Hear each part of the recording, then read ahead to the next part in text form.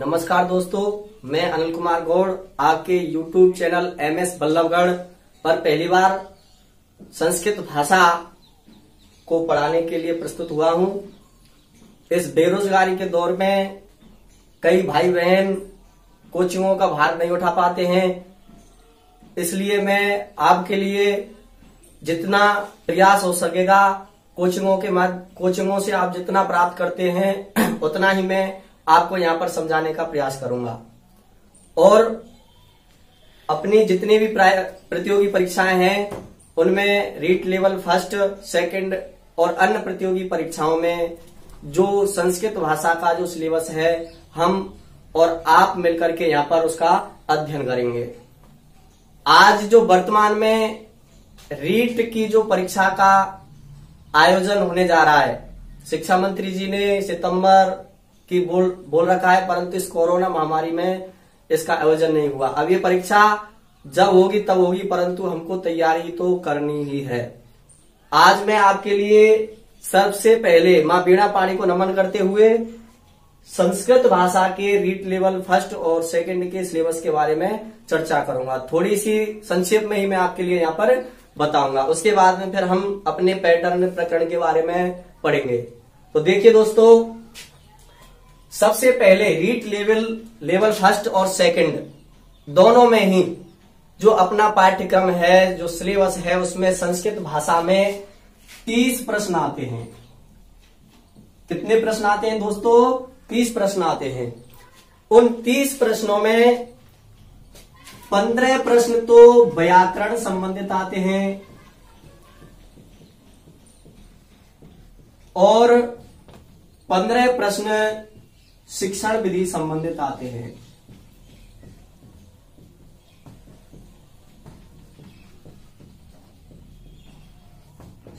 पंद्रह प्रश्न तो व्याकरण संबंधित आते हैं, 15 प्रश्न शिक्षण विधि संबंधित आते हैं। 15 प्रश्नों का जो व्याकरण संबंधित जो सिलेबस है, जो पाठ्यक्रम है, उनमें आप देखोगे कि उसमें अपनी सबसे पहले तो वर्ण विचार है। सबसे पहले वर्ण विचार है, उसके बाद में संधि, समास, उपसर्ग, प्रत्यय, प्रश्न निर्माण,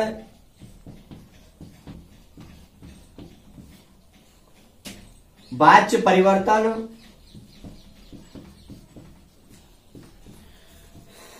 छंद इत्यादि आदि और भी प्रकरण हैं। ये प्रकरण अपने 15 प्रश्नों में शब्द रूप, धातु रूप, शब्द रूप और धातु रूप, ये जो प्रकरण हैं अपने 15 प्रश्न इसमें समाहित हैं। अब बात आती है 15 प्रश्न जो है शिक्षण विधि की। शिक्षण विधि में हमारे जो भी प्रकरण में जो दिए हुए हैं हम आपके लिए यहां पर सबको बताएंगे। जो भी रीट लेवल फर्स्ट और सेकंड में हम यहां पर जितने भी प्रश्न आते हैं उनका यहां पर विस्तार से और 0 लेवल से हम चालू करेंगे, क्योंकि कई भाई बहन तो क्या है कि शुरू से तैयारी कर रहे हैं तो उनको सारी चीज समझ में आती हैं। कई भाई बहन अभी 0 से चालू कर रहे हैं, तो ये नहीं कि हम संधियों से या समाज से जो भी अपना समझ में आया उसको चालू कर दिया। तो सबसे पहले देखो, संस्कृत में जो पहला जो सीढ़ी है सीखने की वो है वर्ण विचार। तो वर्ण विचार को हम यहां पर शुरू करेंगे। तो सबसे पहले संस्कृत विषय की जो उत्पत्ति है, संस्कृत विषय का जो विच्छेद है, उसके बारे में हम चर्चा करेंगे। देखो, संस्कृत शब्दस्य व्युत्पत्ति। संस्कृत शब्द में सम, उपसर्ग, क्रिय धातु, कित प्रत्यय, इन तीनों के संयोग से मिलकर के संस्कृतम शब्द बना है।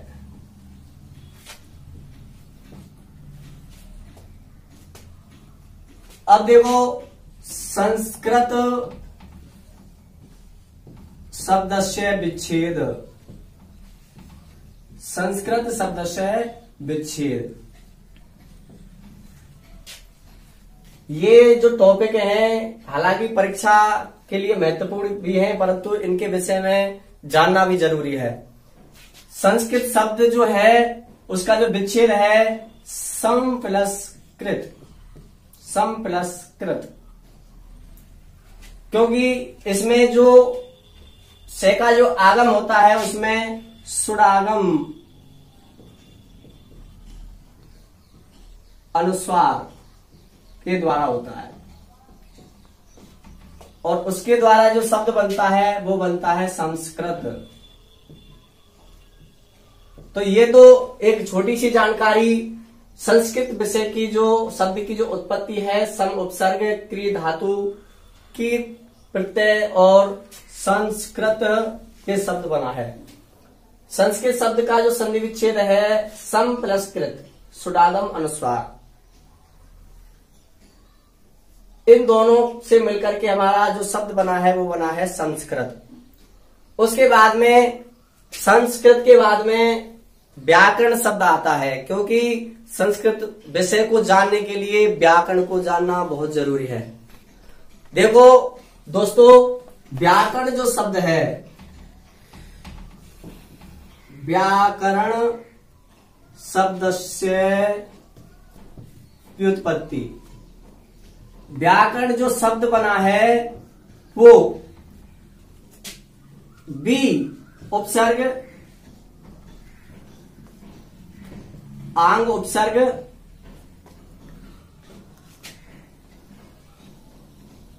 क्री धातु है और ल्युट प्रत्यय है। ये जो शब्द हैं इनके द्वारा जो बना है जो शब्द वो है व्याकरण। ये व्याकरण शब्द का जो है वो व्युत्पत्ति लब्ध अर्थ है। ये देखो, बी प्लस आंग प्लस की क्री प्लस ल्युट, इन सबको मिलाकर के जो हमारा शब्द बनता है वो बनता है व्याकरणम। क्या बनता है दोस्तों? व्याकरणम। व्याकरण जो शब्द है हमेशा नपुंसक लिंग में प्रयोग में लिया जाता है, क्योंकि जो क्री जो धातु है ये करण अर्थ में प्रयुक्त हुई है। यहाँ पर क्री धातु है ये करण अर्थ में प्रयुक्त हुई है और ल्युट जो प्रत्यय है ये नपुंसक लिंग में अन आदेश हुआ है। इसका ल्युट प्रत्यय के द्वारा इसका क्या आदेश हुआ है? अन आदेश हुआ है। तो ये जो व्याकरण शब्द है ये नपुंसक लिंग में प्रयुक्त होता है।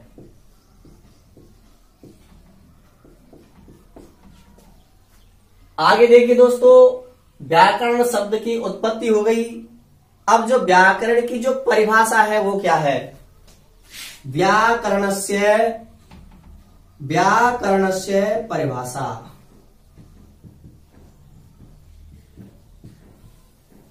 व्याकरणस्य परिभाषा, व्याकरण की जो परिभाषा है बहुत सरल और सटीक है, जल्दी ही समझ में आ जाती है। देखिए, व्याक्रियन्ते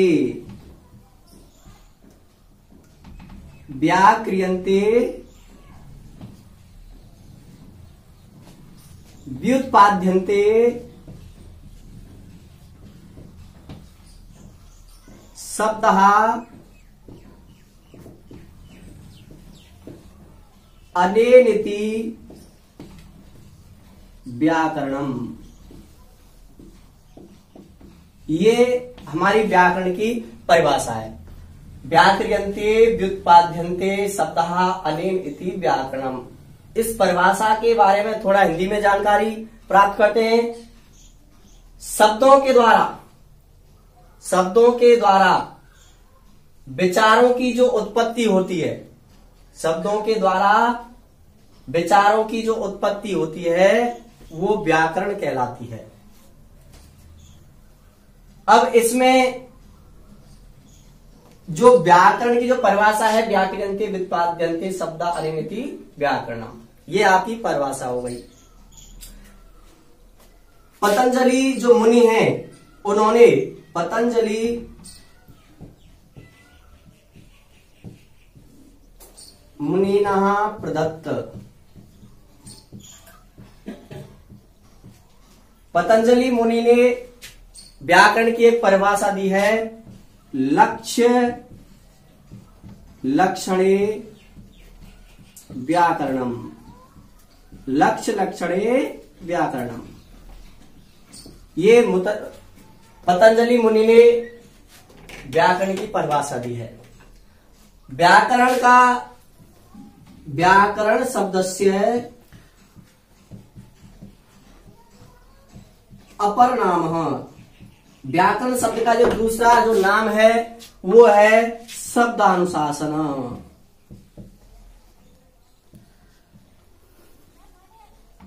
शब्दानुशासनम अर्थात शब्दों का अनुशासन, शब्दों का सही तरीका से व्याकरण की दृष्टि से प्रयोग करना ही क्या है, व्याकरण है। व्याकरण की जो सबसे पहले जो अनुश्रुति मानी जाती है दोस्तों, वो वेदों में मानी जाती है, क्योंकि वेद ही सबसे पहले जो रचना मानी जाती है वेद मानी जाती है, क्योंकि वेदों को अपरुषय कहा गया है। उसके बाद में देखो दोस्तों, व्याकरण जो 6 वेद हैं उनमें 6 वेदों में जो 6 वेदों के जो अंग हैं उनमें व्याकरण को मुख्य माना है। व्याकरण को मुख्य माना है क्योंकि मनुष्य जो भी अपना जो भाव अभिव्यक्ति करता है मुख के द्वारा करता है, उसी प्रकार जो व्याकरण की जो दोस्तों आप चाहो तो इसका स्क्रीनशॉट ले सकते हो। उसके बाद में अब थोड़ी और जानकारी देता हूं आपके लिए कि जो व्याकरण जो प्राचीन काल से जो व्याकरण चली आ रही है उसमें 9 प्रकार के व्याकरण संप्रदायों का उल्लेख होता है। 9 प्रकार के जो व्याकरण हैं उनका जो उल्लेख होता है वो वाल्मीकि रामायण में होता है। ये विषय थोड़ा हटके है, अपने रीड से संबंधित नहीं है, पर आपके लिए थोड़ी सी जानकारी अर्जित कर रहा हूं मैं। व्याकरण के 9 संप्रदाय माने गए हैं वाल्मीकि रामायण में। उनमें जो व्याकरण की जो परंपरा है वो 2 प्रकार की मानी गई है। व्याकरण के संप्रदाय 9 माने गए हैं। कितने माने गए हैं? 9। और ये जो माने गए हैं वो उनका जो उल्लेख दिया हुआ है वो दिया हुआ है वाल्मीकि रामायण में। वाल्मीकि रामायण में मैं आपके लिए केवल पहला और अंतिम बताऊंगा, क्योंकि ये तो व्याकरण के जो संप्रदाय हैं 9 माने गए हैं और उनका जो 9 संप्रदाय का जो उल्लेख है वो वाल्मीकि रामायण में दिया हुआ है। तो सबसे पहला जो है वो है ऐन्द्र व्याकरण। ऐन्द्र व्याकरण ये सर्वाधिक प्रसिद्ध व्याकरण है, सर्वाधिक प्रसिद्ध और प्रथम व्याकरण है। उसके बाद में जो दूसरा और जो अंतिम है वो है पाणिनीयक व्याकरण।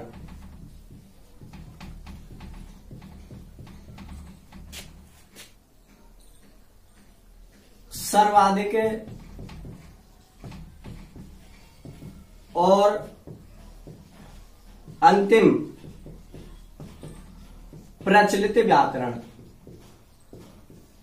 क्योंकि आज हम इसी व्याकरण का अध्ययन कर रहे हैं। सबसे पहला है ऐन्द्र व्याकरण, सर्वाधिक प्रसिद्ध और प्रथम व्याकरण है ये, और उसके बाद में पाणिनीय व्याकरण है, सर्वाधिक और अंतिम प्रचलित व्याकरण है। अब बात करते हैं व्याकरण निर्वचन परंपरा की। व्याकरण निर्वचन परंपरा की, तो इसमें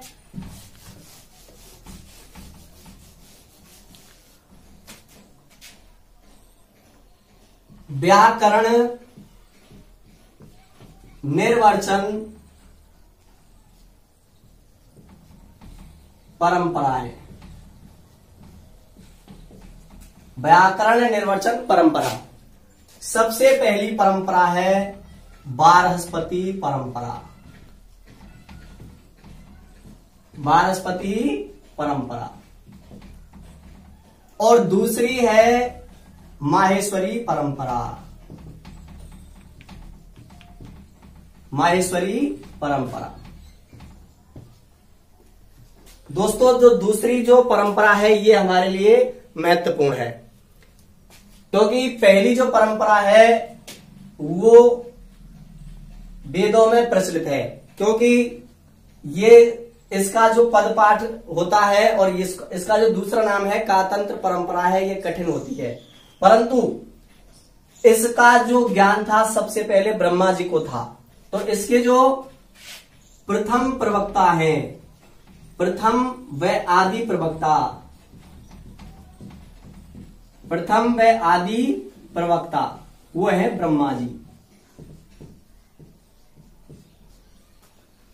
सबसे पहले जो बारहस्पति जो परंपरा थी उनका ज्ञान था ब्रह्मा जी को, और द्वितीय प्रवक्ता हैं इसके, द्वितीय प्रवक्ता माने जाते हैं बृहस्पति। द्वितीय प्रवक्ता बृहस्पति, क्योंकि ब्रह्मा जी ने बृहस्पति को इसका ज्ञान दिया था, इसलिए प्रथम प्रवक्ता है ब्रह्मा और द्वितीय प्रवक्ता माने जाते हैं बृहस्पति। इसका दूसरा नाम कातंत्र परंपरा भी है, क्योंकि ये कठिन है। अब दूसरे नंबर पर आती है माहेश्वरी परंपरा। परंपरा है माहेश्वरी परंपरा है। इस परंपरा में महर्षि पाणिनि ने भगवान शिव की आराधना की। भगवान शिव ने प्रसन्न होकर के 14 सूत्र वरदान के रूप में पाणिनि ऋषि के लिए दिए। उन 14 सूत्रों से महर्षि पाणिनि ने प्रत्याहारों का निर्माण किया, और प्रत्याहारों का निर्माण करके और व्याकरण की परंपरा को आगे बढ़ाया। तो अब इसमें जो व्याकरण की जो परंपरा है दूसरी माहेश्वरी परंपरा, इसमें पाणिनि महोदय ने भगवान शिव से 14 सूत्र प्राप्त किए। 14 सूत्र प्राप्त किए।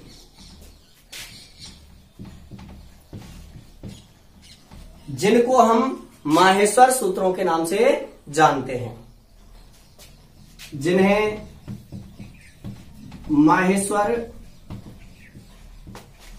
सूत्रों के नाम से जानते हैं।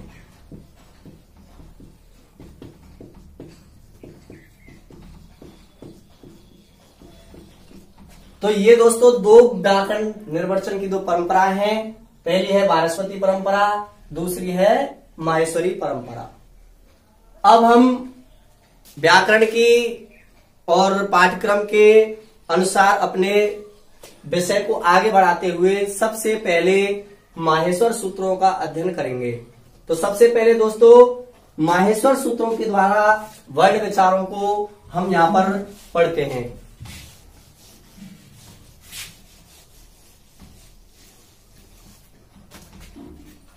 माहेश्वर सूत्र।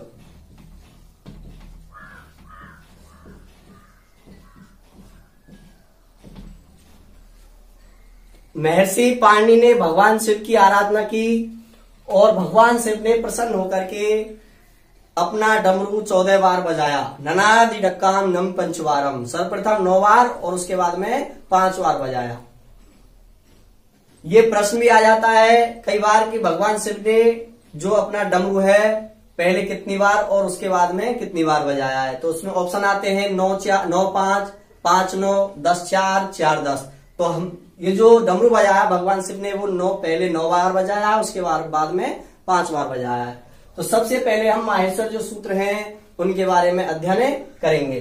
तो माहेश्वर जो सूत्र है वो है 14। कितने हैं दोस्तों? 14।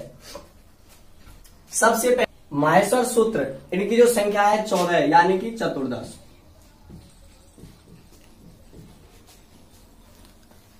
सबसे पहला जो सूत्र है अयुण,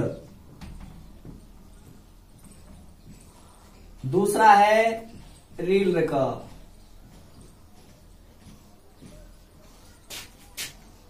इयुंग,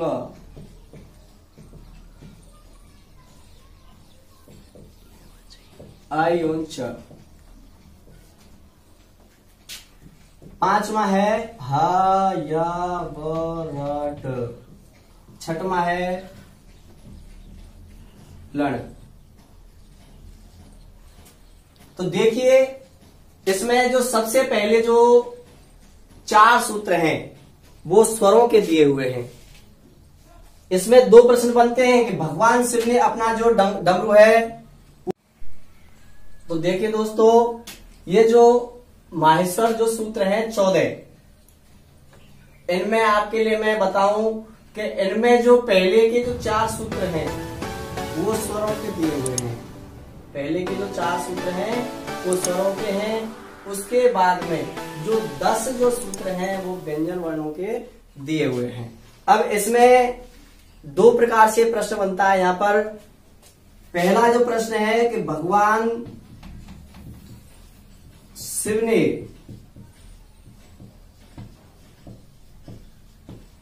डमरू बजाया। शॉर्ट में आप समझ लेना किस प्रकार से प्रश्न है ये। तो पहला ऑप्शन तो है जैसे मान के चलो 9-5,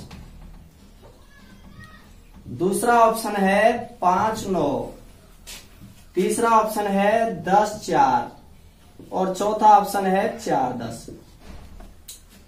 तो भगवान शिव ने जो डमरू बजाया है ननादि ढक्काम नम पंचवारम, तो सबसे पहले 9 बार बजाया है और उसके बाद में 5 बार बजाया है। दूसरा जो प्रश्न है वो इस प्रकार से है कि भगवान माहेश्वरी जो परंपरा है, जो माहेश्वर जो सूत्र हैं उनमें पहले कितने सूत्रों में स्वरों का उल्लेख है और कितने सूत्रों में व्यंजनों का उल्लेख है। तो पहले जो 4 सूत्र हैं वो स्वरों के हैं। पहले जो 4 सूत्र दिए हुए हैं वो स्वरों के दिए हुए हैं और बाद के जो 10 सूत्र जो दिए हुए हैं वो व्यंजन वर्णों के दिए हुए हैं। तो अब इसमें देखो सबसे पहले जो प्रश्न बनता है वो ये है कि माहेश्वर सूत्रों के अनुसार माहेश्वर सूत्रानुसार स्वर कितने हैं। तो माहेश्वर जो सूत्र है उनके अनुसार जो स्वर हैं वो हैं 9। कितने हैं? 9। जैसे देखो सबसे पहले ए, ई, उ, री, ली, ए, ओ, आई और आओ। 1 2 3 4 5 6 7 8 9। तो माहेश्वर सूत्रों में जो स्वरों की संख्या है वो कितनी दी हुई है? 9 दी हुई है। ये जो प्रश्न है स्वरों का वो 3 प्रकार से प्रश्न बनता है। पहला प्रश्न तो यह है कि सामान्यतः स्वरों की संख्या कितनी है। सामान्यतः स्वरों की संख्या भी कितनी है? 9। दूसरा प्रश्न ये बनता है कि माहेश्वर सूत्रों के अनुसार स्वरों की संख्या कितनी है, तो वो है 9। और आगे पढ़ेंगे हम, उसमें एक प्रश्न बनेगा कि संस्कृत वर्णमाला में, प्रश्न को देखना, माहेश्वर सूत्रों के अनुसार स्वरों की संख्या, सामान्यतः स्वरों की संख्या और संस्कृत वर्णमाला के अनुसार स्वरों की संख्या कितनी है। प्रश्न का जो अंतर है, प्रश्न का जो तरीका है वो अलग अलग तरीका से आपको पढ़ना है। संस्कृत वर्णमाला के अनुसार जो स्वरों की संख्या है वो है 13। कितनी है? 13, त्रयोदश। और पाणिनि शिक्षा में जो स्वरों की संख्या दी गई है वो दी गई है 21 या 22। क्योंकि ये जो प्रश्न है वो तथाकथित किसी न किसी परिभाषा में किसी न किसी प्रकार से पूछ लेता है। वो सामान्यतः स्वरों की संख्या कितनी है, और माहेश्वर सूत्रों के अनुसार स्वरों की संख्या कितनी है, पाणिनि के अनुसार स्वरों की संख्या कितनी है, संस्कृत वर्णमाला में स्वरों की संख्या कितनी है। तो अब इसमें सबसे पहले माहेश्वर सूत्रों के अनुसार जो वर्ण व्यवस्था है उसको देखो आप। वर्ण में देखो सबसे पहले हम लेते हैं स्वर वर्ण। सबसे पहले स्वर वर्ण, उसके बाद में व्यंजन वर्ण। स्वर वर्ण और व्यंजन वर्ण। स्वर वर्ण भी इसमें दो प्रकार से बांटे गए हैं। ह्रस्व स्वर और दीर्घ स्वर। ह्रस्व स्वर और दीर्घ स्वर। पहले स्वरों के बारे में हम जानकारी प्राप्त करते हैं। ह्रस्व स्वर, ह्रस्व का मतलब होता है छोटे स्वर, लघु स्वर। अ, ई, उ, आ, ई, उ और री और री, ये 5 तो हो गए ह्रस्व स्वर। माहेश्वर सूत्रों के अनुसार जो स्वर वर्ण हैं और उनमें भी जो ह्रस्व स्वर हैं वो कितने हो गए? 5। इनको एक मात्रक, लघु स्वर भी कहते हैं।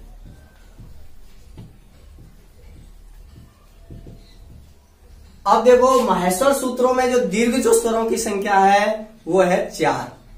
माहेश्वर सूत्रों के अनुसार जो दीर्घ स्वर हैं उनकी संख्या कितनी है? 4 है। कैसे देखो, सबसे पहले है ए, ओ, आई और औ। इसमें दीर्घ आ, दीर्घ ई का कहीं पर भी उल्लेख नहीं है। यदि आपसे पूछ लिया जाए ये प्रश्न कि माहेश्वर सूत्रों के अनुसार दीर्घ स्वरों की संख्या कितनी है, तो कितनी है? 4। चत्वार। इनको गुरु और द्विमात्रक स्वर भी कहते हैं।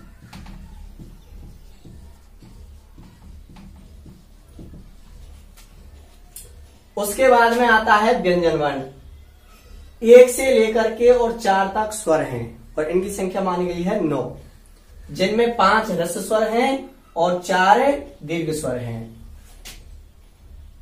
अब व्यंजन वर्ण, व्यंजन वर्ण में हम सूत्र संख्या 5 से और जो 14 तक जो आते हैं वो 10 सूत्र हैं। इनमें व्यंजन वर्णों का उल्लेख किया गया है। इसमें देखो सबसे पहले स्वर है, उसके बाद में हयव रट, ये जो दिया हुआ है ये इनको हम ह, य, व, रट और लन, यहां पर ये इनको अर्ध स्वर भी कहते हैं। ये, व, र और ल, इनको अर्ध स्वर भी कहते हैं।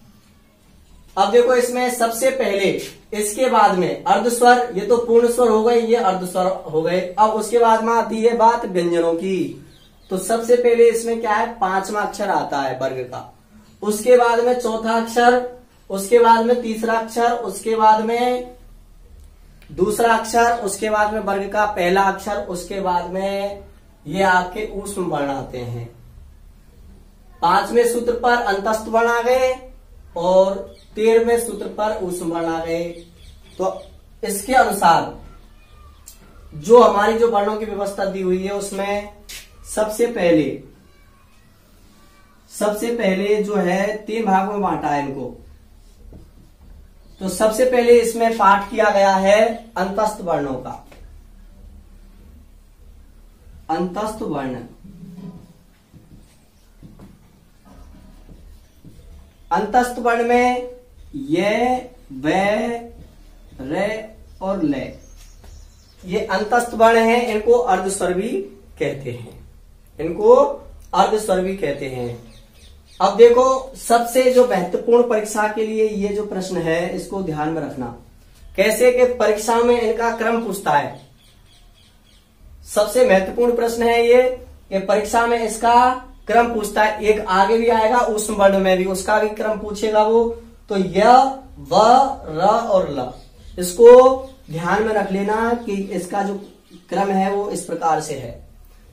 अंतस्थ वर्ण है, इनको हम अर्ध स्वर भी कहते हैं, य, व, र और ल। उसके बाद में जो पाठ किया गया है वो स्पर्श वर्णों का किया गया है। स्पर्श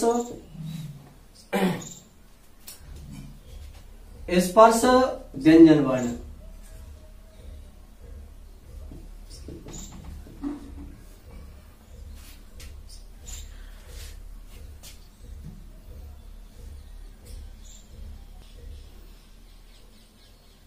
स्पर्श में देखो सबसे पहले जो स्पर्श जो व्यंजन है, कादयो मावसाना स्पर्शा, इसका जो सूत्र है कादयो मावसाना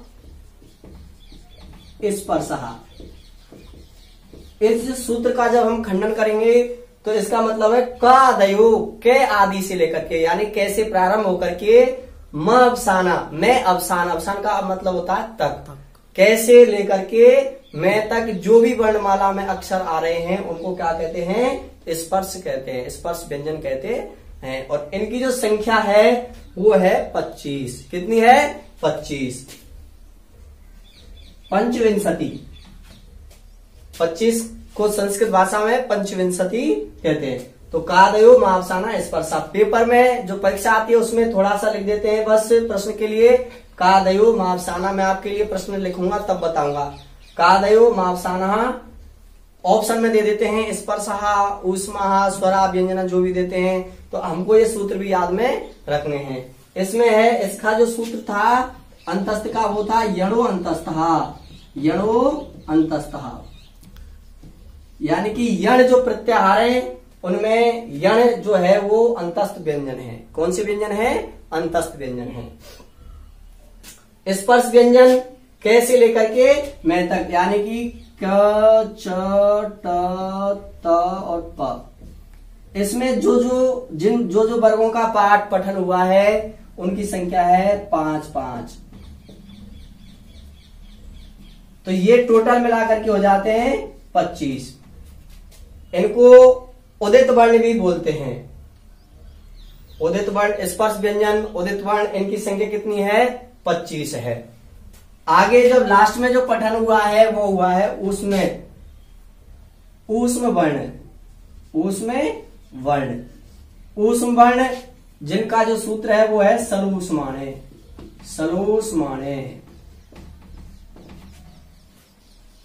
जिनमें स, ह। अब ये भी एक महत्वपूर्ण प्रश्न है, इनका भी वो क्रम पूछता है। तो इस प्रकार से ये जो माहेश्वर सूत्रों के अनुसार जो हमारे जो वर्णों का जो पाठ्यक्रम है वो किस प्रकार से है, देखो कि वर्ण, इसमें टोटल जो वर्णों की संख्या है वो है 42। किसके अनुसार? माहेश्वर सूत्रों के अनुसार। माहेश्वर सूत्रों के अनुसार कुल वर्णों की संख्या कितनी है? 42। ध्यान में रखना है इस प्रश्न को कि माहेश्वर सूत्रों के अनुसार कुल वर्णों की संख्या 42, अर्थात उसमें 9 तो अपने स्वर हैं और 33 व्यंजन वर्ण हैं। कुल मिलाकर के माहेश्वर सूत्रों के अनुसार वर्णों की संख्या हो गई 42। स्वर वर्ण हो गए 9, जिसमें ह्रस्व स्वरों की संख्या है 5 और दीर्घ स्वरों की संख्या कितनी है? 4। तो 5 और 4 9। इधर व्यंजन वर्ण 33, अंतस्थ वर्णों की संख्या 4, अंतस्थ वर्णों की संख्या 4 है। उस वर्णों की भी संख्या कितनी है? 4 है। अंतस्थ वर्णों का जो सूत्र है यणो अंतस्थहा, यणो अंतस्थहा, जो ये, बे, रे और ले। उसके बाद में स्पर्श व्यंजन है कादयो मावसाना स्पर्शा, इनकी संख्या मानी है 25। कैसे लेकर के मैं तक जो भी वर्ग हैं अपने उनमें जो अक्षर आ रहे हैं वो 25 हैं। उसके बाद में ऊष्म वर्ण सलो ऊष्माणे, सन से साहा। अब जो अंतस्थ और ऊष्म जो वर्ण हैं इनका जो नामकरण हुआ है अंतस्थ वर्ण, अंतः स्थित है, यानी कि जिन शब्दों को बोलते समय वायु अंदर की ओर जाती है, अंतः स्थित यानी अंतस्थ। जिन वर्णों को बोलते समय वायु अंदर जाती है वो तो कहलाते हैं अंतस्थ, और जिनको बोलते समय ऊष्मा यानी कि वायु बाहर की तरफ यानी कि जो गर्मी पैदा करती है उनको बोलते हैं ऊष्म वर्ण। आप इनका उच्चारण भी करके दे सकते हैं। स बाहर यानी कि जो ऊष्मा है बाहर निकलेगी वायु, और अंतस्थ में अंदर जाएगी वायु, य व र और ल। उसी प्रकार ऊष्म वर्ण है, इसमें जब उच्चारण करेंगे तो जो अपनी जो वायु है वो बाहर की तरफ निकलेगी, गर्मी पैदा होगी, इसलिए इनका नाम पड़ा है ऊष्म वर्ण।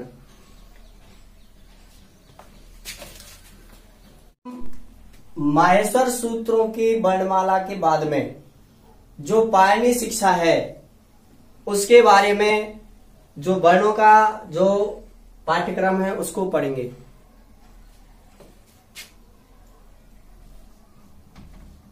पाणिनीय शिक्षानुसारेण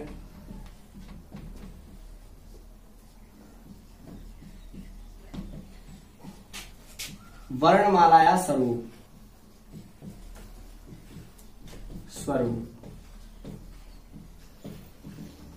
पाणिनि शिक्षा के अनुसार जो वर्णमाला का जो स्वरूप है उसको हम अब यहां पर देखेंगे। तो पाणिनि शिक्षा में जो सबसे पहले जो स्वर है, स्वर उनकी संख्या जो मानी गई है वो 21 या 22 मानी गई है। ये महत्वपूर्ण प्रश्न है। पाणिनि शिक्षा के अनुसार जो वर्णमाला है उसके हर परीक्षा में या तो स्वर का प्रश्न या व्यंजन वर्ण का प्रश्न, कोई ना कोई प्रश्न आ ही जाता है। तो पहला जो महत्वपूर्ण प्रश्न है वो है स्वरों का, 21 या 22। पाणिनि शिक्षा में जो स्वरों की जो संख्या है वो या तो 21 है या फिर 22 है। जो पेपर में जो ऑप्शन आते हैं वो या तो 21, पहला ऑप्शन दे दिया 21, दूसरा 22, तीसरा 21 या 22 और चौथा है 24। 21 भी है, 22 भी है, 21 और 22 भी है और चौथा ऑप्शन है 24। तो हमको ये करना है सही, क्योंकि पाणिनि शिक्षा में जो स्वरों की जो संख्या होती है वो या तो 21 है या 22 है। दोस्तों, आज हमने संस्कृत जो विषय है इसके बारे में थोड़ी जानकारी अर्जित की है और व्याकरण के बारे में थोड़ी जानकारी प्राप्त की है, और जो माहेश्वर जो सूत्र के अनुसार जो वर्णमाला का जो स्वरूप था आज हमने पढ़ा। अगले भाग में जो वर्णमाला में आधुनिक जो संस्कृत वर्णमाला है, पाणिनि शिक्षा के अनुसार जो वर्णमाला है, उसके अनुसार जो वर्णों का जो स्वरूप है आगे की वीडियो में पढ़ेंगे। दोस्तों, यदि आपके लिए वीडियो अच्छी लगे तो लाइक और शेयर करना, और यदि इसमें कोई कमी रहती है तो आप कमेंट भी करना। कमेंट करना जरूर भूले नहीं, कमेंट करना। धन्यवाद।